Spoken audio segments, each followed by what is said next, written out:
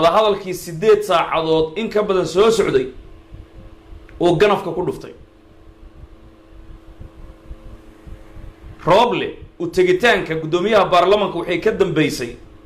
kadib markii qaar ka mid ah safiirada reer galbeedka ee fadhiya magaalada Muqdisho ay la kulmeen isla markaana ay ku yiraahdeen adigu Roblow waad qaldan tahay waxaa ka saxan madaxweynaha farmaajo ayaa ka saxan shaqo aan shaqadaadi ahayn baa gashay amni iyo wasiir iyo kala bedel maxaa ku galiyay hadda doorasho ayaa loo madlan yahay doorashadiina adiga lagu wakiishay meeshii doorasho ah ka shaqayn lahayd wasiir bedel iyo amni iyo taliye hawlahaasi maxaa ku galiyay sidaasi ayay ku yiraahdeen markii sidaasi ay ku dhaheen kadib ayuu soo aaday gudoomiyaha baarlamaanka Roble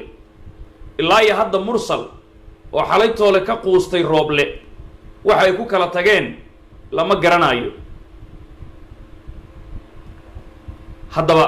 saacadu geeska Afrika markay ahayd 4tii galabnimo shir ayaa ka dhacay Villa Soomaaliya shirkaas oo ay wada qaateen gudoomiyaha baarlamaanka Maxamed Cabdullaahi Farmaajo iyo in ka badan 10 safiir oo safiirada reer galbeedka ah isla markaana war cad oo saxaafadda lagu soo qoray kama soo bixin wixii ay ku shireen safiirada Farmaajo iyo Maxamed Mursal iyo waliba Faad Yaasiin oo daaha gadaashiisa ku jiray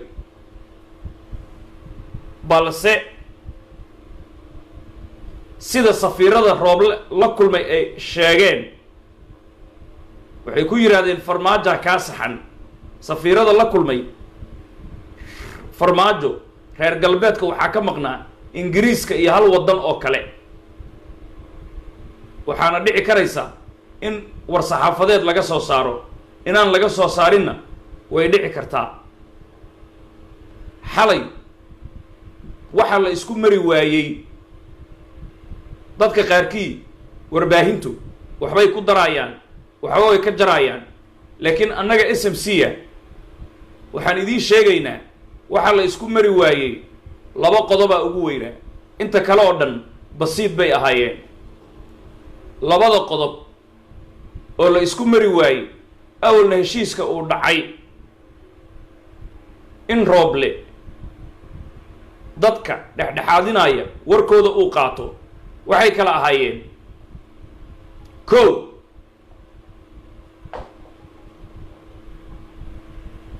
wasiirka 30 milyan wata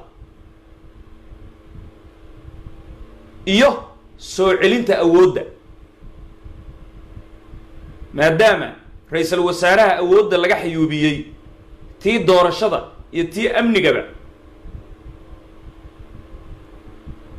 wuxuu ku dooday in awooddiisi loo soo celiyo Farmaajo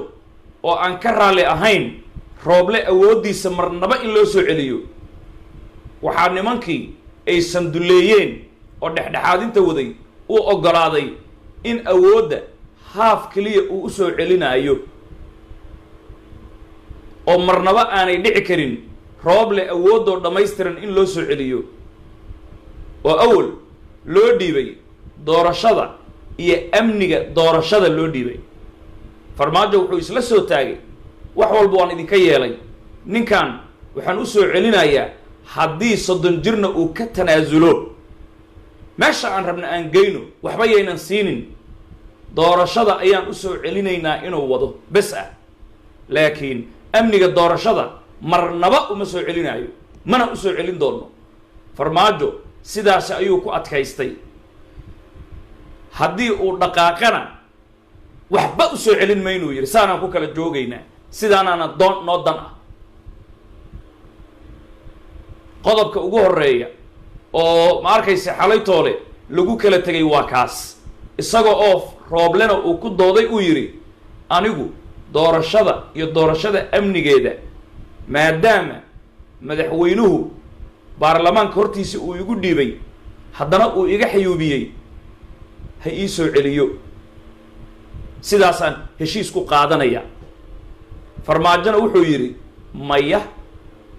haddii 30 milyan wata iyo shuruud walba uu wato xagga la dhigo amniga doorashada iyo doorashada labadooda oo wada jira lagama yaabo Rooble inaan u soo celiyo 9 fadhi baan qaadanay 7 kitaabood buu maray 7 dhaarood oo tii baarlamaanka ay ku jirto marnaba ma aamini karo ayuu yiri dalkan aniga madaxweyne ka ah dastuurkana ilaaliyiisaan ahay 30 jeer oo dastuurka jabiyay sidaas daraadeed intaanba xeer jajab iyo xaal mastuur ayaan kula hadlayaa Rooble laakiin nuuciisi qof lala hadlo ama mas'uul inuu sii ahaado Soomaaliya astaahila ma ahan sida awgeed ha qaato doorashada in uu qabsado oo uu hogaamiyo amniga doorashadana aan ka reebno wareegtada sidaas aan ku soo saarno ninkan uu wato 30 milyan uu leeyahayna lacag baan ka cunay ilaa 4 milyan waxaan u ballan qaaday inaan jaga siinayo asxaan aan u samaynaynaa wasaaradda ganacsiga ayaan geynaynaa haddii kalena dawladda oo dhan ma lagu soo daraayo imaa wasaaradda amniga xundubey aan ku soo celinayaa yiri Farmaajo xundubey baan ku soo celinaa isagaa shaqaynaya ama qofkaan rabaan geysan duulis hawana la geyn maayo duulista hawadana 30 milyan la geyn maayo qaadna la soo furi maayo Kenyaati leeyahay ha wasaaradda amnigana macnii joogi maayo Rooble hadday dani ugu jirto waxaan u soo celin doonaa doorashadiisi inuu qabsado awoodda doorashada iyo amniga doorashadana shaqo iyo shuqul amni wax qusayo dhan Rooble shaqo kuma lahan sidaas ayuu Farmaajo yiri sidaasaana lagu kala tagay marka lagu leeyahay gooba iyo Bashiir Gooba meesha la geynayo taliye ciidan iyo waxaas oo dhan waa wax kama jiraan waa been Ilaahay waxa lagu kala tagay waa labadaasi qodob waxa kale to Rooble lagu qabsaday ee ikraan tahliil kiiskeeda iyo macnihi adigaan ka warsanaynaa iyo waxaas oo dhan meesha ma online waxaas oo dhan waan ka tanaasulay buu yiri marka ikraan inuu kaar iska aha waad fahmi kartaa guddiga amniga loo soo bandhigayaa iyagaana baarayaa la yiri mana ka hadli kartid adiga saaxiib ama adiga ka soo dhaxbax ama cid kale ka soo dhaxbaxdo taasi waxay u taalaa macnaheedu dawladda Soomaaliya waayahay qodob kale oo waxa jiray Rooble lagu qabsaday dilka Faad Yaasiin marka laga yimaado uu ka baqaayay shirqoolka Djibouti qodobkaasi waxa uu ahaa qodobka mushaaraadka ciidamada oo maantaba safiirada reer galbeedka Rooble ay kala hadleen ay ku dhaheen adiga niyo waa qaldan tahay waxaasi ku geliyo ma naqaano laanahu Rooble markii wasaaradda maaliyadda iyo qoliyaha maaliyadda quseeya uu la fariisanay ayaan dhawey warqadda markuu soo saaray laga diiday kadib fadhigii uu la qaatay wuxuu ku yiri bishan 9aad oo hadda aynu ku jirno mushaarka ciidamada la siinayo iyo bisha 10aad oo hadda soo socota October mushaarka ciidamada la siinayo wuxuu yiri hal maraan wada siinaynaa oo bishan 9aad ma siinayno bisha 10aadna ma siinayno 10aad markay dhamaato oo bisha November ay kow tahay ayaan mushaarka ciidamada siinaynaa buu ku yiri ninka la yiraahdo Rooble wasiirka maaliyadda iyo international community-ga iyo ma arkayse kuwii uu la fariistay marka waxaa dib ugu soo noqday beele iyo markay diideen safiiradii reer galbeedka maanta Rooble la kulmay markuu la kulmay kadibna isagoo ordahaya mursal u galay baa waxay ku yiraahdeen adigu maxaad ula jeedaa ciidamada bisha 9aad iyo bisha 10aad mushaaraadkooda marka aan leedahay November 1deedaan isugu daraynaa waad ku qaldan tahay baa leeyahay Farmaajana sida ay ku dhaheen reer galbeedka Farmaajana inuu ku dooday uu yiri ciidamada awal mushaaraadka waxaan siin jirnay 28ka 29ka gadaalaan u soo rarnay 25kan keennay haddana bisha soo socota 20kaba inaan bixinaan rabnaa murankaas idin dhex maray adiga iyo Farmaajo waanu ognahay baa leeyahay farmaajo hadda wuxuu leeyahay baa la yidhi ciidamada awal hadday 8 mushaarka qaadan jireen 5 aan uga dhignay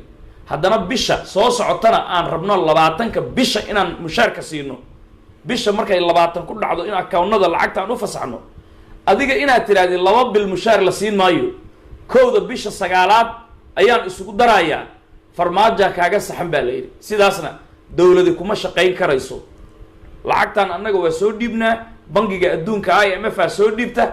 adiga sababta ma noo sharaxi kartaa sababta 2 bilood bishaan hadda lagu jiro iyo bisha soo socota ciidamada iyo shaqaalaha dawladda lacag lama siinaayo wasaaradda maaliyadda ugu dhaxday ma noo sharaxi kartaa baa la yidhi rooble dhegaha ayaa macni lagu dhuftay oo reer galbeedkii baa canaantay farmaajana reer galbeed buu war ka maqlaa rooblana reer galbeed buu war ka maqlaa soomaalida oo dhan baa daba dhilifa madaxdeeda maanta jirta ilaahay ha naga saaro markii sidaasi loo canaantay reer galbeedkana safiiradooda ay u gudbeen in ka badan 10 safiir villa Soomaaliya farmaajo iyo mursal ay qol la galeen shirkaasi 4tii galabnimo geeska Afrika la galay markaasaa xisaabta ay ku xumaatay shirka markuu soo dhamaaday kadib mursal markuu saa u soo baxay uu qolkiisi galay rooble oo ordaayay dheg la qabta aan lahayn dalaq waanaan ogolahay ha mursalow yaan cidlo la iga tegin waa qaldamay ragaa i qalday sida ah marka waxaan ula jeedaa ra'iisul wasaaruhu ballantu uu galayaa marka daqiiqada kadibna ballantii uu ka baxayaa ballantii waa uu galayaa daqiiqada kadibna ballantii uu ka baxayaa xalay ahayd saaka markii reer galbeedka ay la kulmeen inteen ka moodaa meel male haddana mursalu ku soo orday farmaajona wuxuu taagan yahay ninkan baarlamankan isku waraysanayna hadda kadib ama anaa la ituuri ama isagaa la tuurayaa war ninkan wada hadalkiisi ma rabo hadduu cir soo dumin karo iyo hadduu dhul soo dumin karo wax allaaliya wuxuu qaban karo ha qabto farmaajo bartaasuu taagan yahay nimayow mar damba hay imaanina 9 dhaarood iyo 9 ballan ninkii ka baxay waay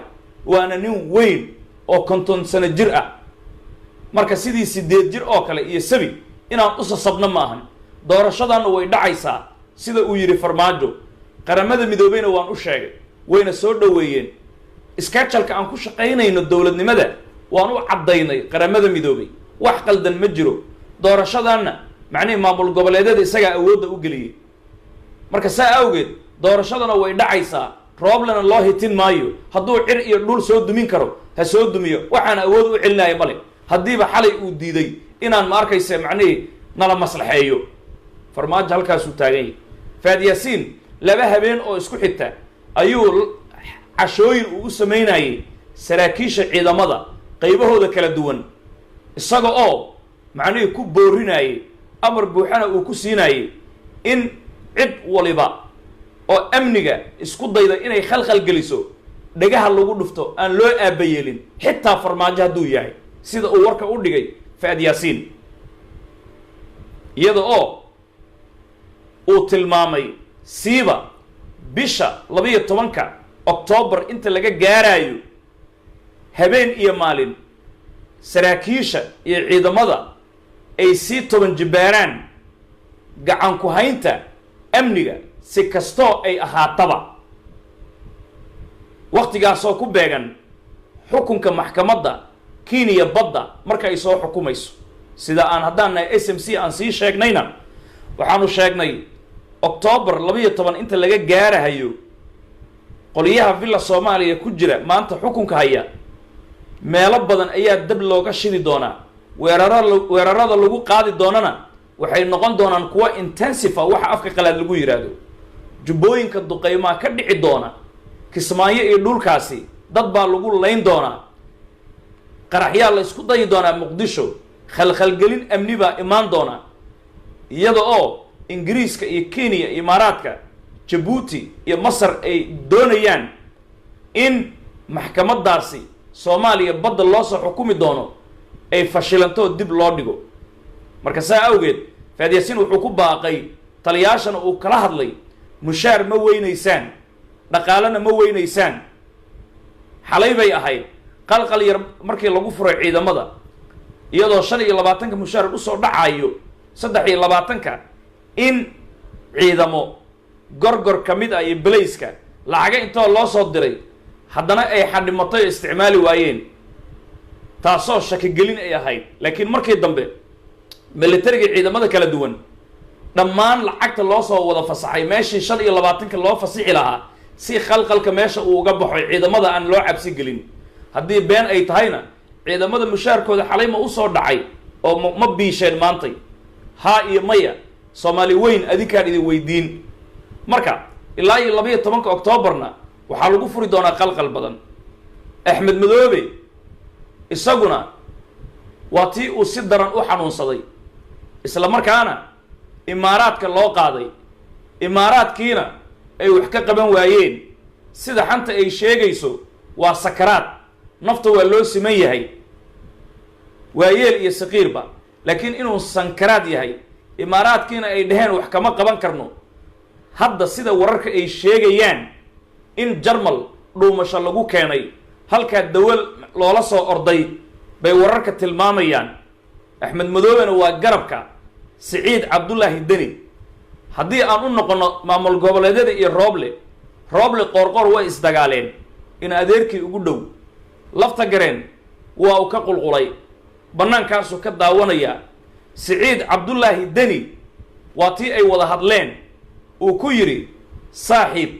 waxaan ku aqoonsanahay ra'iisul wasaare haba yaraatee ma jirto xitaa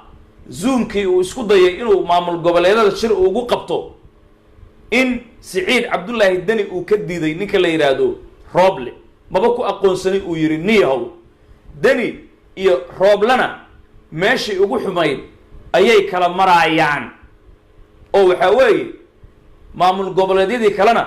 dagaalkii Rooble aan sii sheegay haddii Mursal iyo Farmaajo iyo Faadiyasiin Rooble dagaalkooda uu ka soo dhamaadana waxaan sheegnay in isaga iyo maamul goboleedyada gorodda ay isgelin doonaan oo ay ku dhihi doonaan markuu isku dayo aniga ayaa idin maareynaya oo doorashada macni waa in aad ii hoos timaadaan markuu ku dhaho waxay ku dhihi doonaan kuma naqaano hawsheena annaga ayaa wadan doona ayay dhihi doonaan aan ku dhahay sidiina hadda way bilaabatay oo saansaantii way socotaa Deni wuxuu taagan yahay Maxamed Xuseen Rooble cashadaydii baa diiday sidaada ahaanba goolkii aan rabayna waan ka helay nin ma jeerteena baan ahay habar gidirna annaga gumaysan jirnay boqortooyadii Cusmaan Maxamuud baan ka dhashay hobyadii shalay aan idinku gumaysan jirnay ciidamadeena hadda jooga annaga ciidamo nabad ilaalina idin soo dirnay sidaas daraadeed annagu adoonkeena nama gumaysanayo noomana talinayo doorashana uga dambayn mayno Deni isaguna sidaas doodaasa dhex martay isagii Rooble waa marka uu yaabay doorashadii uu baajin waayay qoorqoor iyo lafta gareen uu soo cabaaday uu yiri haddii tolnimo ay jirto doorashadaasi hal la joojiyo bal hal la baajiyo macnaheedu shirka garowga ka dhacay marka Maxamed Xuseen Rooble haddii shalay qoorqoor iyo lafta gareen uu cabaadayay maanta daaqadii iyada ahaydna uu iska soo xiray kadib markii 48 saacadood waqti la geliyay isaga oo la rabo macnaheedu in la xalliyo xaaladiisii raggii macnaheedu uu ku cabaadayna uu war ka diiday hadda marka ugu dambaysa Deni iyo qoorqoor iyo lafta gareen iyo Axmed Madoobe hadda Jarmalka loo soo qaaday oo tibcaanka iyo Guudlaawe qadar guuleed iyo Cabdi Xaashi isku wada ayay marayaan xalay toolana iyo habeen hore kulankii gobolka Banaadir uu ku jiray taliyaasha Faadiyasiin uu kala hadlayay waxaa lagu yiri Maxamed Xuseen Rooble haddii nuuxsi yar uu isku dayo iyo qoliyaha mucaaradka ah waa in dhulka lala tumaa dalka waxaa ka weyn macnaheedu shakhsiga waxaa ka weyn dalkeena ayaa ka weyn duulaan badeed iyo beri baana lagu soo qaaday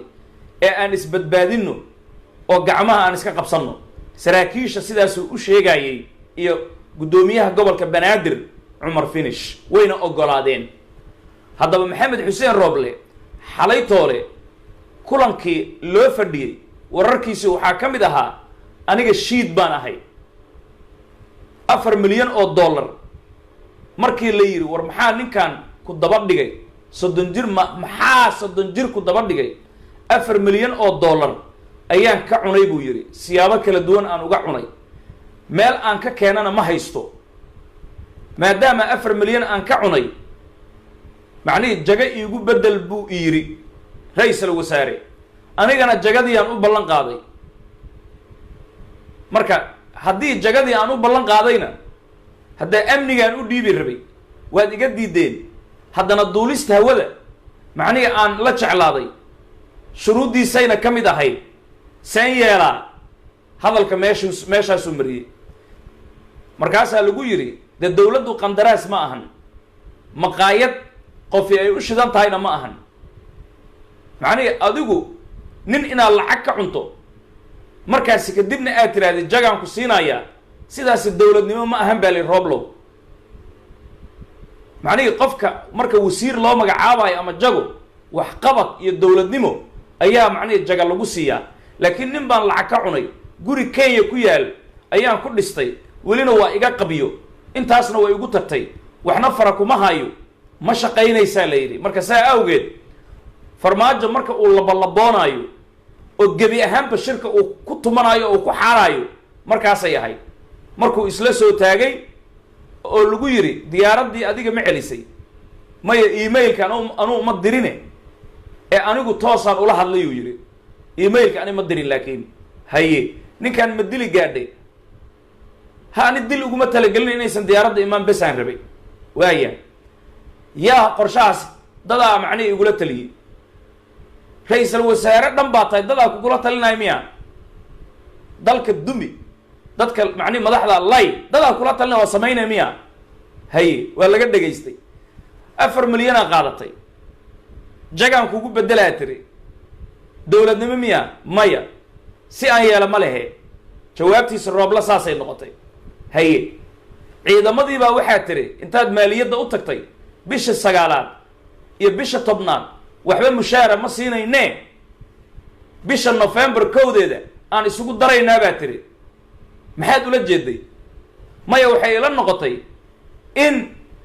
macnii ciidamada labada bilood marka la isugu daro askari walba uu wax ku qabsado kulaha war ha ku qabsado ama isugu qabsan ninkan dhufayska ku jira oo qaranka u shaqeynaya iyo shaqaalaha dawladda 30 maalmood qofka naftiisi dalka u huray shilinkiisi in la xanibo 2 bilood kadib aa lagu siinaa la yiraahdo taasi macnii ra'iisul wasaaraha uma daacadnimay ka tahay maxaad ula jeeday sidaas la igula taliyo ka bixi waay sidaas ayaa la igula taliyay farmaajo marka wuxuu yiri awoodayda hal ii soo celiyay markuu yiri awood aan ku soo celinayo ma lahane guriga awowga aad baa la yiri niyo baaga muundanimada ayaana ku roon tahay awlaana kugu qaldanay sidaadaba 2 bilood oo kaamila ayaanu raadinaynay ra'iisul wasaare dalkan badbaadin kara doorashadan macnii dhamaystiri kara laakiin waanu kugu qaldanay kowdhe bartaada taagnow haddii aad siin nuuxisidna waa la iska kaa qaban baarlamankana way kaa shaqaysanayaan haddii mii aad tiraadid haddaba marka uu maanta mursal u soo noqonayo haddana marka 9aad waa mar xalaytoola lagu kala tegay derbi walba uu soo taabtay nimankii reer galbeedka ay u caddeeyeen ay ku dhaheen wasiirna shaqo kuma lihid doorashaa annaga noo sheegtay sidaasaa ballantay ahayd doorashadiina waqtigeedu wuu dhaafay yaa rooble farmaajaha kaa saxan haddii aad miiq tiraadana annaga farmaajaan la jirnaa baa la yidhi ninkaas schedule saxan oo balaan ah ayuu noo keenay uuna tusay ilaa UN-ka uu u diray marka sidaa awgeed annagu maadaama beesha caalamka aan nahay wax nidaamsanaan naqaanaa laakiin qolqolooc ma naqaano saa awgeed niyow ninkaasi jilbaha inaad qabsatid oo macnihi warka uu isagu sheegayaa saxan oo dowladnimo ah inaa yeeshid mooyaane si kale ma lahan bale haddii kale dubihii mursal ayaa ku sugahaya saasay ku dhaheen reer galbeedka maanta oo marka mursal uu ordaayay marka inteen ka moodaa meel male markay dhacayso marka meeshaasi ayay xaaladdu maraysaa ra'iisul wasaaraha bal ummadda Soomaaliyeed ha ogaatee itaalkiisa intuu leegyahay marka hadda ciidan muu haystaa ma dagaalami karaa ma dhaqaaluu haystaa muxuu isla hayaa annaga SMC waxaan idiin caddaynaynaa ra-iisul wasaare maxamed xuseen rooble haba yaraatee itaal uu leeyahay maanta ma jiro qof wareeray busaaradda macnihii la degtay oo macnihii degay badweyn badda nimaan dabaal baran miyay biyo u daahaan ah oo badda intay la caariday badweyn macnihii ku kacday doon macnihii la wareegatay macnihii motoorkii ka hallaabay sara sabaynaysa baaxaad degaysa oo kala waayo ciidan ma hayo wasiirra ma hayo nacayb ma ahan gaara jacaylna ma ahan wasiirra ma hayo xildhibaanna ma hayo farmaajo ma hayo faad yaasiin ma hayo taliyaal ma hayo saraakiil ma hayo caalamkiina ma hayo safiiradiina ma hayo maanta ugu dambaysa ay kala tageen hadda farmaajo ay la qaxweynayaan guddoomiye baarlamaan ma hayo muudaygii ugu dhowaa oo mucaaradka la safnaa guddoomiye ku-xigeenkii isagana haddee 9 jeer haddii uu ballan galay uu ka baxay muudayna weji kale uu kusoo ergeeye ma hayo marka mursal ii geeya waxaan ahayn uu hayo haba yaraatee ma jiro duulis hawadaa sheegaysaa ee waxaa la yidhi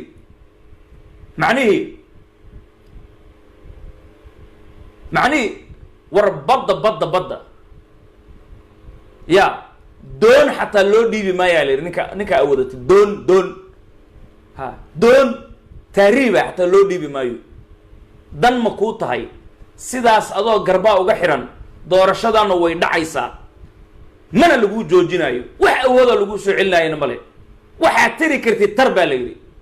doorashadana nidaamka loo gelaayo maamul goboleedyada iyo farmaajo cawada villa Soomaaliya lagama hurdaaye cawada ayay ka shirayaan go-aanna ka qaadan doonaan go-aankaas intaan la qaadan buu marka rabaa uu leeyahay waan hal ii soo celiyo markay tobnaad raalli baan ahay heshiis baan ahay warkayga haddaan ku noqono marka rooble awoodda soo celinta uu doonayay daacad kama ahayne awoodda marka loo soo celiyo dhuunta inuu u galo doonayay dowladda Soomaaliya hor ilaahay iyo daacad kama ahan qaan badan baa ku maqan xoolo dad buu qabaa burdadow ninkii cunayna baas baa daba joogay Soomaalidu tiraahdaa gabdhaha markay buranburayaan marka saa awgeed nin dhibaato ku dhacday dhaqaale macnihii cunay la daba joogo oo ma arkaysa macnihii dhan uu u dhaqaaqa aan lahayn tabartana meesha ay dhigtay waaye itaal la-aan baa haysa mooyaane hadduu tabar uu haayo mar hore ayuu macnihii dowladda afgambin lahaa duulista hawada wuxuu ugu socdana waxaa weeye ninkan haddii amniga uu waayey duulista hawada in loogu magacaabo qaadka loo soo furo cabdi qaybdiid iyo xaaf oo isdagaashan in xaaf uu macnihii qaadka u dhiibo miirowgii marka lasoo fasaxo dhaqaalo badan uu sameeyo dhaqaalahaasi inuu koontada ku shubto isla markaana dowladda uu ku khalkhalgeliyo ujeeddadiisi rooblo waa sidaasi ee daacad iyo hor ilaahay kama ahan laakiin macnihii daacadima hungowdo qofka daacadda aan ahayna ilaahay baa macnihi fashilinaya oo mar hadduu u tallaabay baddii iyo berrigii Soomaaliyeed inuu khatar geliyo waa inoo cadow waana dameer oo dhagihiisi iyo macnihii afkiisa aan ismaqlayn rooble ra-iisul wasaare Bagamundo macnihii waa asaasaq diyuus manaxe xaaraami akhasunaas macnihii wax aan ku tilmaana ninka badda raba inuu dhiibo farmaajo ka dayuusan yahay farmaaja ka roon waxaa dayuusa rooble ayaa dayuusa ninka badda Soomaaliyeed muqdisho oo maanta villooyinkeeda macawiisada xiran iyo dabaqyadaasi raba in shisheeye daraadiid xabad intuu uga rido marasta iyo maatada uu qixiyo doonaya dagaal sokeeyo inuu xamar ka abaabulo godod uu ka qodo maanta iyo kow ceeliyaal in loo qaxa doonayo waa dayuus aan laga dayuusnayn waa akhasunaas waa wax isku mafale waa mujrim waa khaa'inul wadan ninka noocaasna in la aamino ma ahan marka cadaaladda iyo Soomaalinimada aan ka waramayno mucaarad iyo muxaafid aan ka baxayno وإن لا إسكاب تاني كنوعاسي لكن ولا فهمي وحلقوا فهمي بقى وحي تاي إنه وصل أسرع وحكة لبضاسي إنه خطر قليو كلية إنه دونيو وأشقينا يا صواحلقة يا أجنبي كلا عدوقة مركا مرحدي داني أي أورن شاكتي دانتي أورن شاكتي وحدنا مرسل جلباء وقود دقايا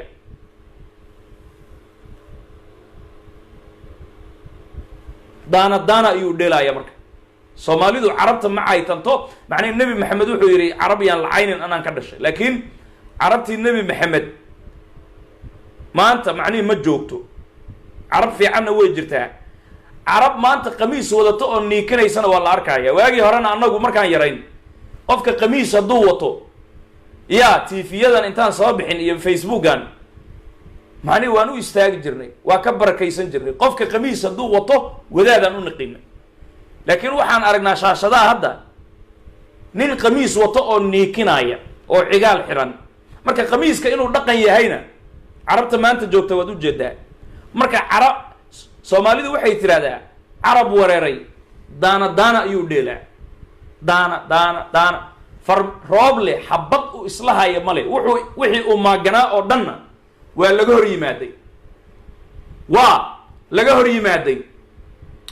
waa la qabtay tuug la qabtayna haba yaraatee talab male wayna u dhammaatay haddii waa ku sheegay xalay haddii awoodda loo soo celiyana amni loogu taaban maaye doorashada la boodbood baa la dhihi doonaa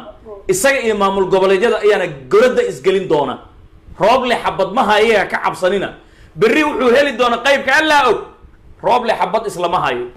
haddana mursal jilbihiisuu haystaa farmaajo ii geeya ayuu leeyahay waana khaa'inul waddan nacas oo dulli ah soo dhow maxaa ku dari lahay 2 daqiiqo السلام عليكم ودوها واكو سلام أبي أنت كنت جيسانيسا هرت قار موريانا كجري مت حسن محمد حسن لدها يبدع أو أيتم أيكودة ما شو كجري كمنتار خراي كاس اللي إسكسارة في إحنا بلاك لصاروا مدة ذاك لو حن ربعين أو كدر الراب لإنه صداعتهن ونقناي أنا جو حن صور هذه سويدن أنا إلى دقنا ودقتاي ستوكهولم رينك واحد دقيقة تيلستا يا هو يدي استقنتاي ninkan markii xilka loo dhiibaayo hooyadiis way maqasho waxay tiri ninkan xil ma qaban karayaan loo dhiibin laakiin abtiyaashiisa diideen nin abtigiisa yiri maya iska dhaaf xilka qabto may fahant 13 sano wuxuu ku noolaa Nairobi oo taas waa wada ognahay Sweden wuxuu injineer iyo wuxuu ka bartay malahan waa igar samaan in nabaha yaraatee ba'na maahan tacna ma waxa lagu leeyahay dadkii iskoolada isla dhigteen safiiga Swedish ka isla baranayo waxay ku leeyihiin qofka u dambeeya iska leh ma yaqaan qof raac ma yaqaan ma laba go'aan asaga ka iman kara si nin raga ma jiro ma ahan go'aan ma ahan ma gaari kara go'aan marka aniga waxaan dhihi lahaa dadkan oo hadda meesha qaarkood ku jiro oo qabiilka duleeyay qabiil wax ma taro maanta badeeniya diyacan wadankeeniya diyacan waa ifaantaan Soomaa ma ahan maxal dhigi jira qabiil ina garab ka saartaan aakhira aboorka ma idinka jafaayo waa ifaantaan Soomaa waxa way cadaab la ku galisin wax kale oo ku galisin malahan marka wadankii ha loo duceeyo hal garab istaaga dawladnimada cadawgana iska xilina annaga xmaa Itoobiya maxal dhigi jira oo Kenyatta iyo Ingiriis iyo gaalada ordayso xataa carabtan maryaha waaweyn waa yahuud kulligood waxaan ka rabna malahan wadda Soomaaliya wadankeena waay wadankeena u turno maanta aan garab istaagno dawlad oo fiirsa dawlad la'aan dawlad xun aadaanto maxaa ku xumaata dawladda ku jirto ciidamada mushaarkooda 2 bilood yaan la siinin November hal la siiyo inuu dhaho seedo aragtaa Roble waa qalad ani xalayga horaan maqlay warkaas waa ifaan Soomaan bangiga Galdaha Islaam Bank waliba bangiga di oo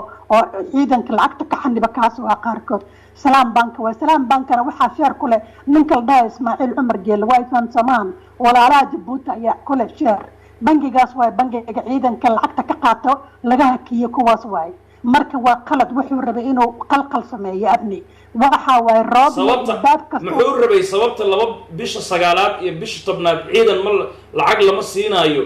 wasaaradda maaliyadda uu dhahay 2 bilood la isugu daraa bisha 11aad ujeedadiisa maxay ahayd adiga aragtidaada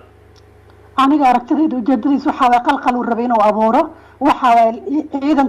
ko inuu dhaho waxa la jira waa kaas ninkii lacagta waa ka goostay ciidanka wuxuu rabay inay dagaal kiciyaan may faant mid waa taas midda kalena xataa dhinac kale u rugmi kartaa waxaa dhici karta ilaa ninkaan maadaama ninkaan baahan yahay oo u malaysa ma garanayo meeluu ka yimid meel abaar loo ka yimid oo malayn abaar allah ku rido inuu rabo inuu ciidanka lacagtiisa cuno هادية ya باي marka farmaajo xalay wuxuu yiri ciidan awoodda la ii soo celiyay markuu yiri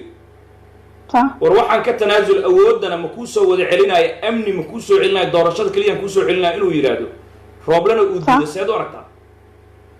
هو صحيح فرماجة بوا صارت أبن الله يقصو إلا محيطة قلقلوا سمينا من كان وحاوي بلاي ودبضة كودا وحاوي بدي إن أيو هرنج لنا يا وايفان سما ولا الكيو بدي صوماليا بدي كده حساب ماي يمحاي كده حساب بدي عمجا إسكالة ودن كان عمجا إسكالة راب لا إيدا إسكالة في وحير هدو دار شداس ودن من كاس أي سير بان أوجلاين هبا هايريان هدي ربنا سود وير أيجا أوتالا laakiin doorashana wuxuu faraha ku hayay male marka horeba doorashada asagaa dhiibay asagaa nimankan marka hore farta ka saaray liiskuma ogan godow qoday waxaa la yiri soomaali may way maamaaday waxay tiri god saraata qodin haddaa qodana ha dheerayn ku dhici doontaa lama oga maanta godkii uu qodayay dowladnimada soomaaliya iyo jiritaanka soomaaliya asagaa dhex jiifa caawo aad iyo aad baad u mahadsan tahay taasi waxay ahayd muwaadinad soomaaliyeed oo qadka telefoonka inoogu warramaysay xaaladda villa soomaaliya meeshaasi ayay joogtaa haddana nimankii reer galbeedka ah safiiradii soomaaliya fadhiyey oo ingiriiska iyo dal kale keliya ka maqan waxay la macnihi shirkooda uu soo dhammaaday farmaajo iyo mursal kolley cawadana villa soomaaliya hurda ma jirto faadyaasiin la kulanka saraakiisha ciidamada laba habeen isku xigta casho uu samaynayo guddoomiyaha gobolka banaadir cumar finish marka aan ka nimaano in amniga la adkeeyo ilaa iyo 12 October uu macnaheedu aad ugu adkeeyay marka laga yimaado hawlo kale oo iyaguna hadda aan loo fasaxin inaan sheegno faadyaasiin taasi ayuu wadaa villa Soomaaliyana fadhi kama jiro hurdana kama jirto rooblana daanu dheelaya hadda berritol wuxuu heli doonaa ani ma ogi laakiin daana ayuu dheelaya wuxuu isla haayo haba yaraatee ma jiro uguma darnin nacayb ma ahan jacayl ma ahan waa sida xaaladda ay tahay oo nalagu yaqaan inaan warka u sheegno xabad iyo dhuuso uu qaban karo ama dagaal uu samayn karo rooble haba yaraatee ma jiro hadda mursal markuu u tagayna wuxuu leeyahay 30 milyan wata waa ka tanaasulay meesha rabtiin geeya ee hala ii taliyo awoodayda la ii soo celiyo mursalna sida hadda studio warka igu soo dhacay daayimo macni ma ogeyn waxa uu yiri laakiin mursalna wuxuu yiri ma damaanad qaadi kara aniga shir kale inaan farmaajo aan abaabulo aan hor tago inuu yiri laakiin markii dambe mursal jilbihiisa lagu ooyay mursal uu yiri aragaane waan arkaynaa haddii lacala farmaajo aan u tagana mursal wuxuu ku yiri saaxiib awood rooble awoodiisa loo soo wada celiyo af aan ku dhahna ma qabno awal aan ku dirqinay may dadaaladii u waday qoorqoor ee ku aadan maxamed xuseen rooble iyo farmaajo annagana waan idiin sheegnay hadaay marka doorashada say u dhacaysaa marka this is the point rooble bartiisuu joogayaa kow sida qorshaysan aniga sidaan idiin sheegayo oo qorshaha aan dejiyey maahan sida qorshaha villa Soomaaliya yahay aan hadda idiin sheegaynaa maalmo kadibna waxaa laga yaabaa inay soo baxdo marka hadda wax degsan ayaan idiin sheegay aniga maamul goboleedyada qoorqoor lafta garan guudlaawe kan gobolka banaadir waxay ku baaqi doonaan shir bay ku baaqayaan shirkaasi xagee lagu qabanayaa ma muqdisho ma jawhar ma garowe ma dhuusamareeb ma baydhabo ma kismaayo ma cadda laakiin waxay u badan tahay horta garowe shir lagu qaban maayo haddii shir lagu qabtana deni keligiisaa ku shiraayo garowe shir haddii lagu qabto lafta gareen ma tegi doono haddii hal maamul goboleed aanu teginna shirkaasi ma suuroobi karo marka qolada villa soomaaliya waxaa ka go-an doorashada inay qabtaan bilaa rooble sida UN-ka farmaajo u sheegay waa ka dhab qorshahooda wuu yaallaa way dejiyeen bilaa rooble in doorashada ay qabtaan baa ka go-an waayo axmed madoobe oo hadda macnihii sankaraad ah xanuunsanaya maxaa laga yeelayaa waxay doonayaan aan kuu sheegaa marka shirka ama waxaa marti gelinaya qoor oo dhuusamareeb baa lagu qaban doonaa ama waxaa marti gelinaya guudlaawe jawhar baa lagu qaban doonaa baydhabo iyo xamar iyo garowe iyo kismaayo laguma qaban doono waay baydhabo maxaa loogu qaban waaye baydhabo waxaa loogu qaban waaye deni iyo lafta gareen way dagaashan yihiin sidoo kale deni shaki buu ka qabaa inuu baydhabo tago maadaama raxweyn uu toogtay isagu in la isku biimeeyo ama la isku qarxiyo uu ka cabsanaa ma tegaayo baydhabo deni lafta gareenna toogasho inay ka dhacda garow uu ka baqaaya maadaama curadka nabad iyo nolol u yahay dowlad ahaan marka sidaasi awgeed lafta gareenna garow ma tegaayo maadaama marka sidaasi ay tahay xamarna xaaladeedu ay sidaan tahay garowna lagu qaban maayo baydhabona lagu qaban maayo xamarna lagu qaban maayo imaa jawhar ayaa marti gelin doonta wa imaa dhuusamareeb ayaa marti gelin doonta horta intaas waan isla fahmna shirka haddii lagu baaqo hadday imaan waayaan ka waran deni iyo axmed madoobe waxaa loo xisaabi doonaa majority leaders minority dadka yar waxay cod ka siiyaan dadka badan waa laga badan yahay meeqa maamul gobol 4 somaliland ay ku jirto 5 oo xamar joogto soomaan ha axmed madoobe horta isaga doorashada lala tashan maayo waa laga dulbooda sababtana waa kuu sheegaa axmed madoobe mandatekiisu u dhammaaday waa qodobka labaad axmed madoobe waa kismaayo iyo garbaharey waxay raacsan tahay tiimkan villa soomaaliya ayay raacsan tahay isaga kismaayada uu ku owdan yahay waayo isaga tiisi waxaa qabanaya waa laga dulboodaa tiisiba waxaa qabanaya guddiga doorashooyinkaa qabanaya mandatekiisa wuu dhammaaday loo cuskanaa kow midda labaadna ma arkayse hadda garbahareyaaba inta aadna ma arkaysa macnihii adi ma qaban kartid aa laleeyahy deniyaa kuu soo haray deni doorashadiisii haddii uu diido inuu soo raaco kuwan waxay dhihi doonaan kuwa villa soomaaliya muqdishaa lagu qabanaa sida somaliland doorashadeeda xamar loogu qabanayo oo kale waxaa la dhihi doonaa doorashada puntland muqdisho ayaa lagu qaban doonaa somaliland kama fiicna ayay dhihi doonaan warkayga aada u faaniya qorsho dhisan ayaan kuu sii sheegaya aniga wax way iska bedeli karaan laakiin shaxda villa soomaaliya aan kuu sheega hadhow marka haddii intaan oo soomaali ah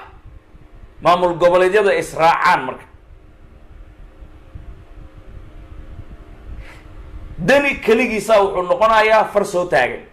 soomaali weyn iyo deni saasaa laga dhigaa doorashada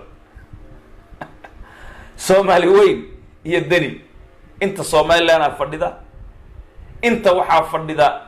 ma arkayse macnihii jawhar halkan waxaa fadhida dhusamareeb inta waxaa fadhida ma arkayse fadhiya baydhabo gedaa fadhida oo axmed madoobe laga soo gooyey axmed madoobena macnihii waa laga boodayaa hadhowdii marka gobolka banaadir fadhiya deni iyo soomaaliya xisaabta saasaa loo muujin doonaa waxaa la dhihi doonaa adiga maxaa fartaagan kaa soo dhiga marka deniyow jid iyo jahadiid baa noqotay soomaanaha soomaali baa kaa badan aawey dadka puntland ka soo jeeda xamar welcome sida reer somaliland qadar guuleed iyo cabdi xaashi doorashadoodu xamar loogu qabanayo oo kale yaa daadahaynaya amniga yaa sugaaya amniga waxaa sugaaya dee ra-iisul wasaare roble amnigii mar horaa laga qaaday doorashadiina mar horaa laga qaaday roble door kuma yeelanayo miya xabad kuma yeelanayo waa laga booday roble saasaa looga booday waa loo itaal sheegan doonaa hadda kahor waxaan ku sheegay culaysyo badan baa ku imaan doona culaysyada soo socda qayb kamid a hadda kan aan kuu sheegayo waay labaad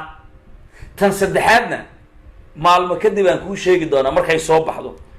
culayska labaad daraad aan kuu sheegayo kan hadda taagan waayo in maamul goboleedyada laga gooyo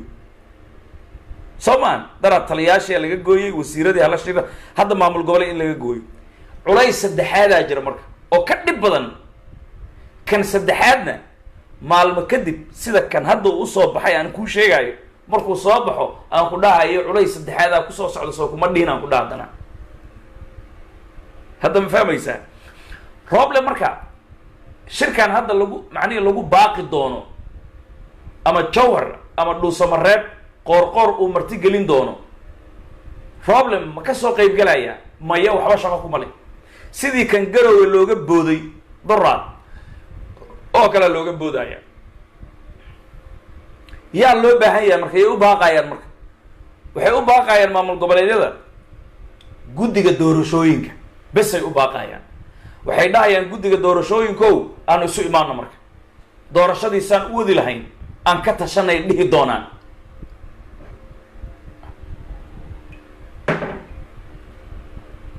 hadhow markay jawhar ama dhuusamareeb ay fadhiistaan waxay ka soo saarayaan qaabka doorashada ay u dhacaysa marka inahaasi waxaa laga ogaanayaa marka macnihi deni iyo axmed madoobe ma xisaabsanaan ku dhaha haddaan kuu sheegaa alif macallin tiray waay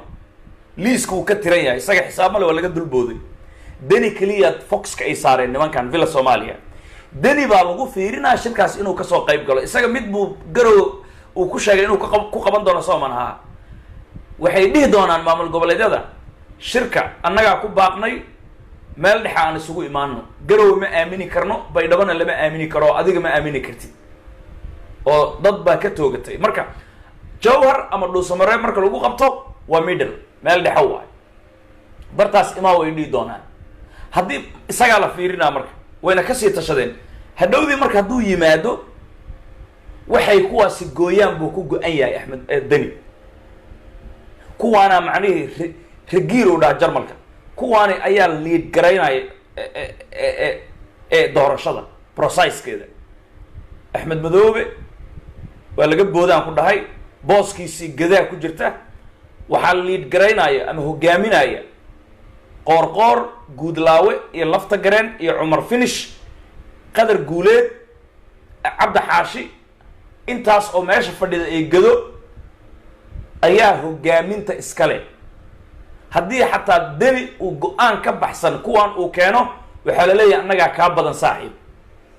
villa soomaaliyana way la og tahay shaxda iyadaa u dhistay ogow ya at that moment nimanka mucaaradka ah bannaankay ka joogaan rooblihii hawsha u geli lahaa ama dhexda ugu jiri lahaana gacmaha ha la iga furo uu yidhi ma kaa furaayuu yidhi farmaajo xalay markii shirka lagu kala tegayo go-aan qaatay ninkan dib dambe ma isu hor fadhiisanaynu yidhi saan u ahaanaya doorashadana daqiiqad ma istaagayso awoodda maamul goboleedyada gacanta ku haya hawshana way soconaysaa ciidamadana waa la diyaariyey rooblana taaka uu qaadi kara haba yaraatee ma jiro haddaan kuu sheegay aniga haddii taaka inuu qaado o isku dayo dhulka lala tuma berri waxa dhici doona ma ogi laakiin now inay sii adkaato ma ahane godka rooble uu ku jiro ma looga dibcin doono aniga waxaan abaabulay maahan nacayb aan u dhahayo maahan laakiin qorshaha villa soomaaliya yaallo waay hadalkan markaan dhaho dad baa dhibsan kara dadna way ku farxayaan waxba ha dhibsanin war sir baan kuu fashilinayaa cadowgaaga meeshuu kaa jiro qofka kuu sheegay asxaanoo kuu sameeyey nin kuu digay kuma dilin markaan saas u warramayno ku digasho rooble maahane rooblaha nafsadiisaan u gargaaraynaa mucaaradkaan u gargaaraynaa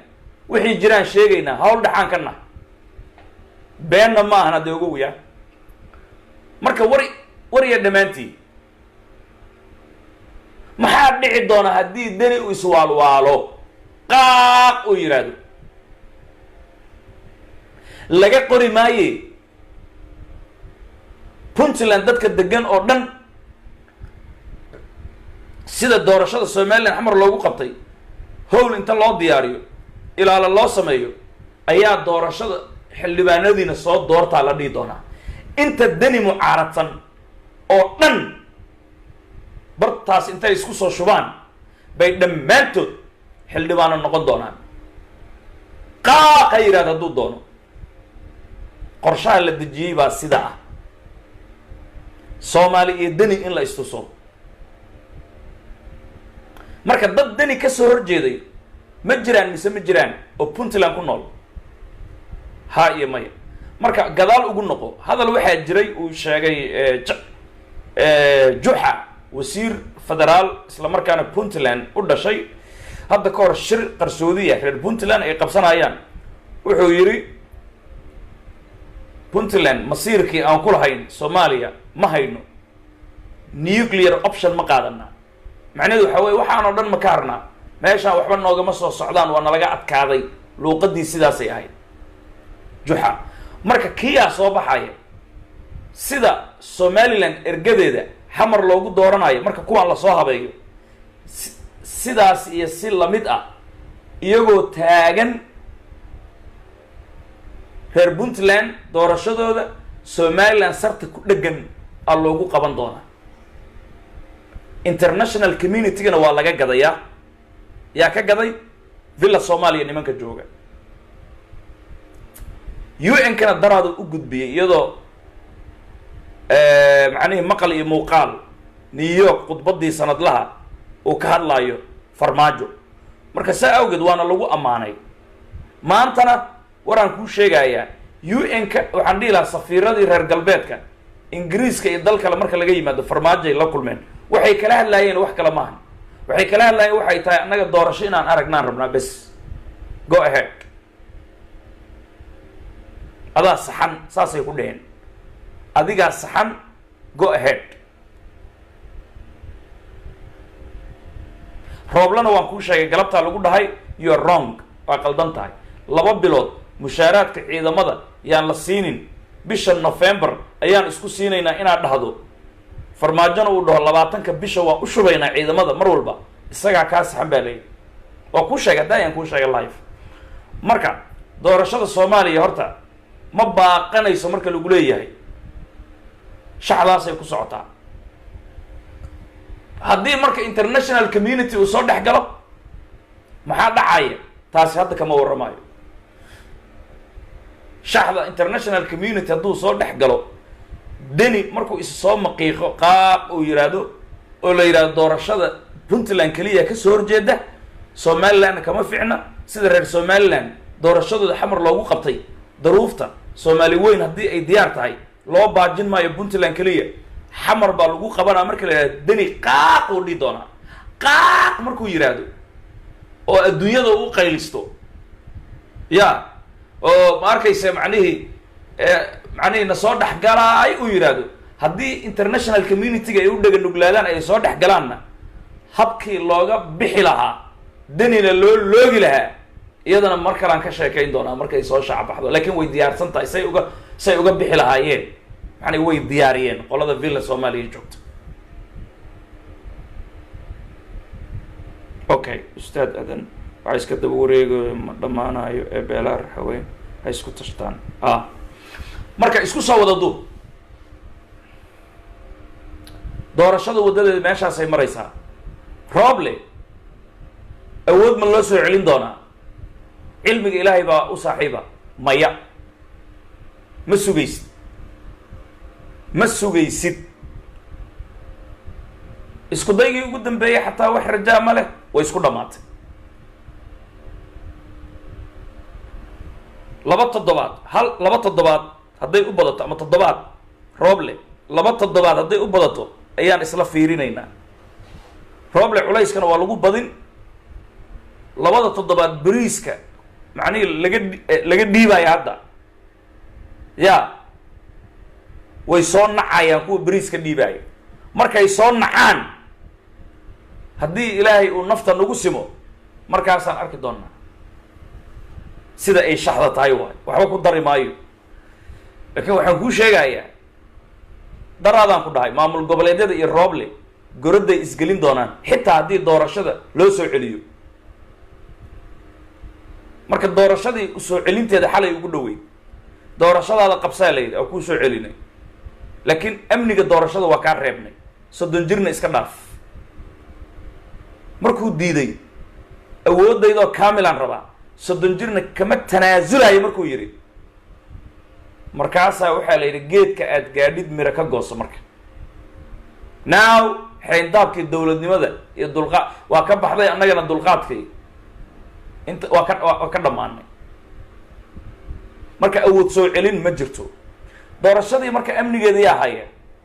amnigeeda waxaa haya booliiskana yaa taliyo u ah waxaa taliyo u ah xajaarna iyo hoos yimaadaa farmaajo iyo faad yaasiin ciidamada heegana la geliyay marka kulankan hadda macnihi la agaasimaayo oo guddiga doorashooyinka uu dhisan yahay soo maan oo rooble ayaan dhaweyd uu lacagta ka goostay si uu u kala diro guddiga doorashada maamul goboleedyada waxay u yeeran doonaan guddiga doorashada bes rooble ma wacayaan mana ka qaybgeli karo haddii uu isku dayo inuu ka qayb galana uma ogolaan doonaan isaga nafsadiisi dhaqaaqiisaaba halis ku jira dhaqdhaqaaqiisii meel walba nisaa ku ugaarsanaysa hadda nuuxsigiisii xaalad kale ah uu iscasilayaa ayaan maqlay hadee aniga hadalka in afkayga a kala baxdid maahan yani meesha loo soo socdo hadba waad dareemi kartaa qof weynaa tahay hadda ma fahamtay macnihi sheeruu dhahaa dadka reer koonfurka hareereyn marka lasoo hareereey sida mashiinka maaragtay macnihi wax qarbuda usoo hareereyna birta usoo hareereyna marka dambe god yaruu ku ururina godkaas yarta ah uu ku dhamaynaya isagoo shiidbaaye squishing marka waxaan ula jeedaa gobol intuu aado doorashaan ka qayb galaa ma dhihi karo ciidanka tuutaa wata waxaa uga daran rooble kan dhar cad ayaan dhowey qalalaasaan markuu bilowday 2 jeer ayuu dil ka badbaadiy rooble haddaa ogtihiin haddii kale maalin aan maanta ahayn ayaan idiin sharaxi doona haddaan noolnahay 2 times uu dil ka badbaadiy rooble dirqigu ku baxsaday weliba cidda dili rabtana lama oga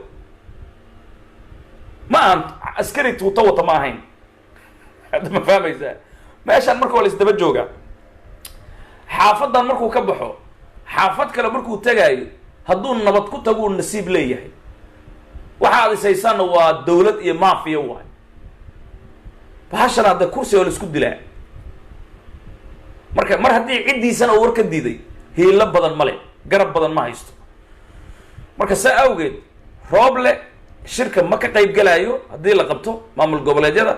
mana loo ogolaan doono isagana macnihi geesinimo intuu dhoofo shirka albaabada uu ku garaaco waan ka qayb galaa uu ku dhaha male intaasi waan isla garanayso manaha hadda waxaan idiin sheegnay wejiga doorashada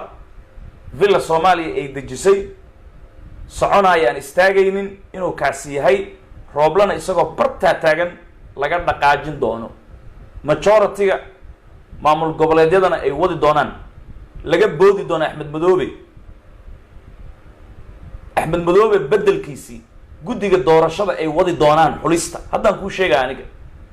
gedana ay imaan doonto iyadoo ka go-an axmed madoobe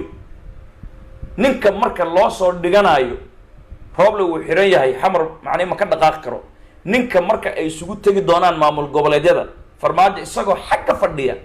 far aan nuuxin faadyaasiin iyo farmaajo iyaga daawanaya yaa maamul goboleedyadii uu dhistay u shaqaynaya ninka lagu wada duuli doono waa axmed waa siciid cabdullaahi deni waay marka ugu dambaysa deni ow aada ii dhegayso adaa duulaan lagugu soo yahay the last shirkaasi inaad imaatid baa kuu dan ah haddii aad timaadidna waa lagaa badan yahay sida ay naqshada u dejiyaan inaad ku raacdid baad ku qasbanta baashaan way dhisanta haddaan kuu sheegaya haddii aad diidid shirkaasi ma imaanaya aad dhahdidna ka dar oo dibi dhal wixii reer puntland ah xamar jooga iyo dibadda jooga hoteello inta loo diyaariyo tikidhada laga gooyo ammaankooda la sugo ayaa xildhibaanada puntland iyagoo taagan adinkoo taagan ayaa xamar lagu dooran doonaa waxaana laydin dhihi doonaa ma baydhabaa ka fiican tihiin oo aan ma arkaysa macnihi qof geysanay ma jawhar baad ka fiican tihiin oo aan qof geysanay ma dhuusamareeb baad ka fiican tihiin oo qof aan geysanay ma somaliland baa ka fiican tihiin oo xamar doorashadeeda lagu qabanayo iyadoo jamhuuriyad sheegatay sidaasaa daniyow lagu dhihi doonaa beel caalam baad u qaylaysan doontaa waaq haddaad tirahdid beesha caalamka markay soo dhex gashana shaxda beesha caalamka macnihii lagaagala dhex bixi doona adiga way diyaarsan tahay maalin kale aan kuu sheegi doonaa camalkana ilaahay dartii u qabo maxaa yeelay ninkaad u camalfalaysaa daraaddii ebi uu arkayaa sahaydana badso safarku waa u dheer yahay xamuulkan iska yaree maxaa yeelay kaabadda la fuuli doonaa way adag tahay muuqaalkan muuqaalka xiga ka hor haddiina la kala qaato mar walba waxaan isku dayi doonaa in wixii jira latest news aan macnihii idin siino culayska hadda maamul goboleedyada kan labaad waay rooble lama shaqayn doonaan ah goroday isgelin doonaan hadduu bilowday shaqadana way bilaabatay culayska saddexaad toddobaad ama 2 toddobaad kadib ayaan iska wareysan doonaa rooble oo weliba xaaladii sidaan ay ka duwan tahay firdawsa